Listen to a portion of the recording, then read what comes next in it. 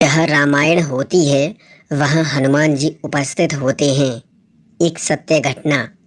एक साधु महाराज श्री रामायण कथा सुना रहे थे।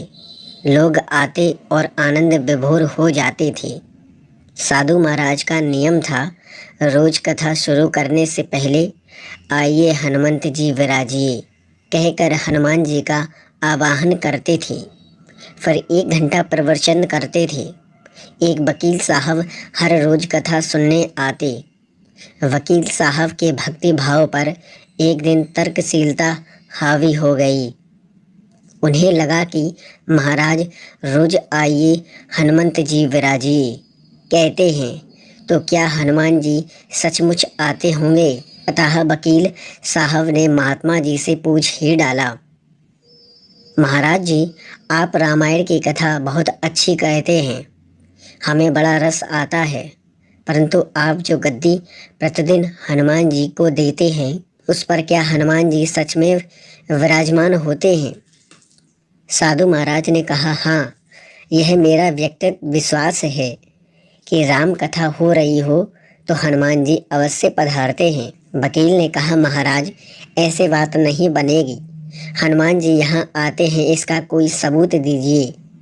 आपको साबित करके दिखाना चाहिए कि हनुमान जी आपकी कथा सुनने आते हैं। महाराज जी ने बहुत समझाया कि भैया, आस्था को किसी सबूत की कसौटी पर नहीं कसना चाहिए। यह तो भक्त और भगवान के बीच का प्रेम रस है, व्यक्तिगत श्रद्धा का विषय है। आप कहो तो मैं प्रवचन बंद कर देता हूँ।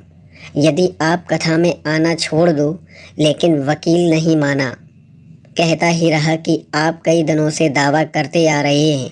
यह बात और स्थानों पर भी कहते होंगे, इसलिए महाराज आपको तो साबित करना होगा कि महाराज हनुमान जी कथा सुनने आते हैं।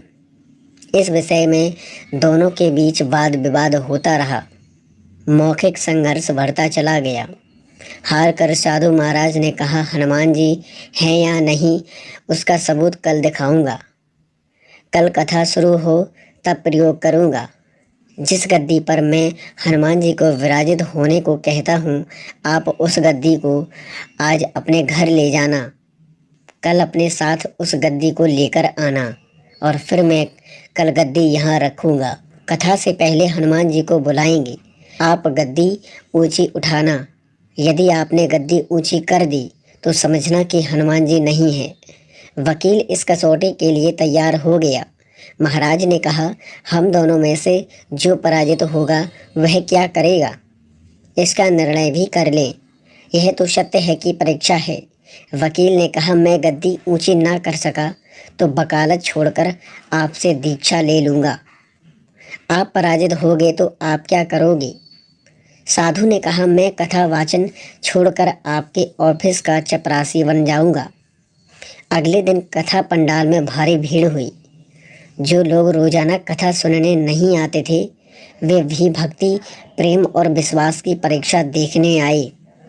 काफ़ी भीड़ हो गई, पंडाल भर गया। श्रद्धा और विश्वास का प्रश्न जो था, साधु महाराज और वकील साहब कथा पंडाल में पधारे। गद्दी रखी गई। महात्मा जी ने सजल नेत्रों से मंगलाचरण किया और फिर बोले, आइए हनुमंत जी विराजिए। ऐसा बोलते ही साधु महाराज के नेत्र सजल हो उठे।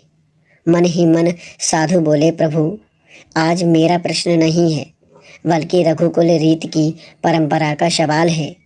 मैं तो एक साधारण जन हूँ, मेरी भक्ति और आस्था की लाज रखना प्रभु। फिर वकील साहब को निमंत्रण दिया गया, आइए गद्दी ऊंची कीजिए। लोगों की आंखें जम हो गईं। वकील साहब खड़े हुए। उन्होंने गद्दी उठाने के लिए हाथ बढ़ाया पर गद्दी को स्पर्श भी ना कर सके। जो भी कारण रहा, उन्होंने 3 बार हाथ बढ़ाया किंतु तीनों बार असफल रहे। महात्मा जी देख रहे थे कि गद्दी को पकड़ना तो दूर, वकील साहब गद्दी को छू भी नहीं सके। तीनों बार वकील साहब पसीने से तरबतर हो गई।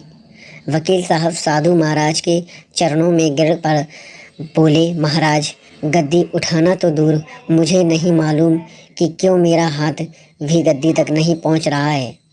अतः मैं अपनी हार स्वीकार करता हूँ। कहते हैं कि श्रद्धा और भक्ति के साथ की गई आराधना में बहुत शक्ति होती है। मानो तो देव नहीं तो पत्थर, प्रभु की मूर्ति तो पाषाण ही होती है, लेकिन भक्त के भाव से उसमें प्राण प्रतिष्ठा होती है तो प्रभु विराजमान होते हैं। दोस्तों, अगर